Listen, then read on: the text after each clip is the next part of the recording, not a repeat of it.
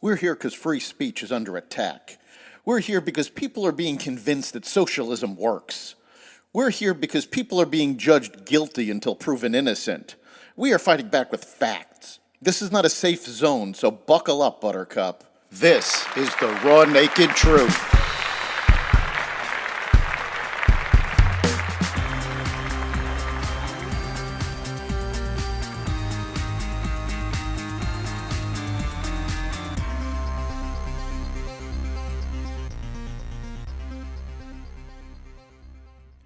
The FBI raids Mar-A-Lago, the return of the Dreamliner, IRS expansion, and more. Welcome to the Raw Naked Truth. I'm your host, Eric Lopkin, and here's the news you need to know. FBI agents raided President Trump's Mar-A-Lago estate and club in Palm Beach, Florida, and even broke into my safe, according to the former president. The search appeared to be part of a federal investigation into material Trump improperly brought with him from the White House, including classified documents. Trump said the raid was unnecessary because he was cooperating with federal agencies, claiming it was meant to discourage him from running for president in 2024. Such an assault could only take place in a broken third world country, he said. Trump allies issued calls to defund the FBI. The FBI's decision to execute a search warrant at former President Trump's Mar-a-Lago home on Monday is unprecedented, especially for a non-sitting commander-in-chief and one who has indicated he might run again, said former special agent in charge Michael Tabman. We just haven't investigated presidents after they've served their term, said Tabman, who is the former head of the FBI's Minneapolis field office. But it is a huge move by the FBI in that the political sensitivities are clear. It's obvious that they're dealing on a very sort of tenuous political climate when you go out and you investigate a president, especially one who says he may run for office again. This is not the first time the FBI has acted politically against Donald Trump, starting before he won the 2016 election, dealing with the so-called Steele dossier, which has been proven to be fake. The Presidential Records Act, which is the law that the raid was conducted under, has never been used in this way.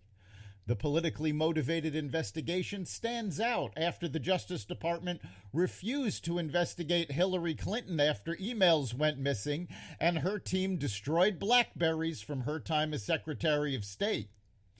The raid has mobilized and motivated Trump supporters, further fueling a potential red wave in November and increasing the odds that Trump will run for re-election in 2024.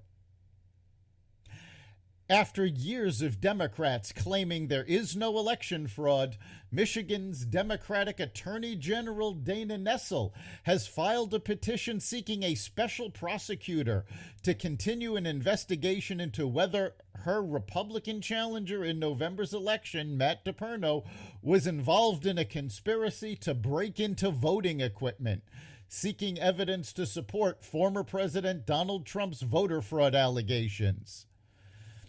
Nessel said that since DePerno is her election opponent, she can't pursue the investigation due to a conflict of interest. Reuters reported Sunday that DePerno, a Trump ally, submitted a document in a failed voter fraud lawsuit with a photo of a voting machine that had a serial number matching one of 5 machines Nessel had said was accessed without authorization. DePerno tweeted that Nessel's investigation was politically motivated. The Federal Aviation Administration said it expects Boeing to deliver its first 787 Dreamliners in more than 14 months in the coming days.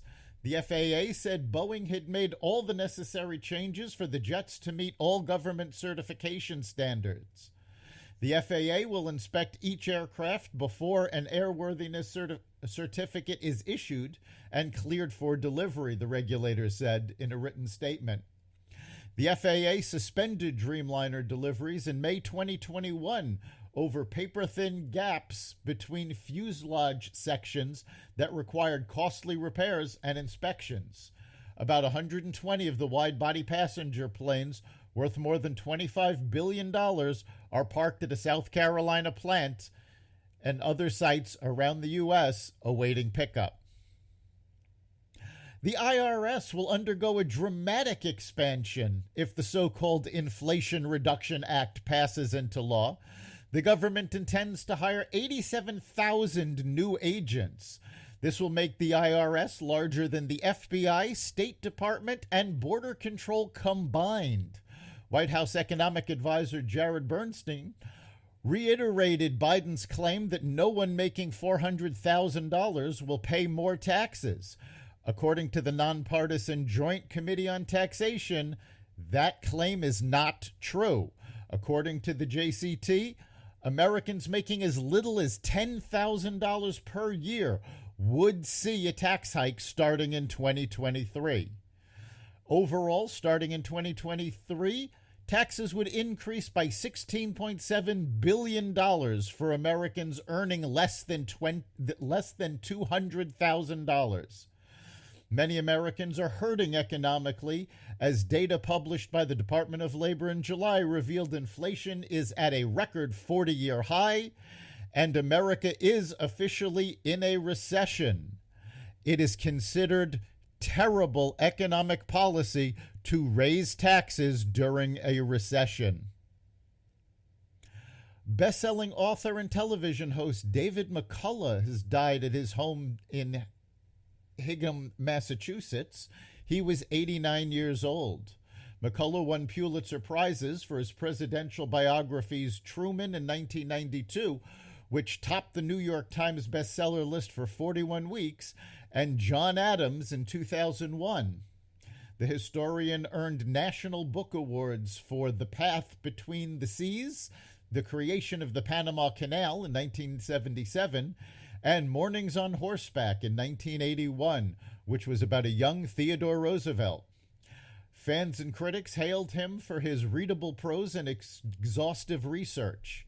The Adams biography took McCullough 7 years and hit #1 on the Times bestseller list in its first week. That's the Raw Naked Truth. You can catch every episode of The Raw Naked Truth at xvadio.com/podcasts, the Apple Podcasts app, Google Podcasts, Spotify, iHeartRadio, Stitcher, Amazon Music, Audible, and wherever freedom of speech is respected. We'll see you next time.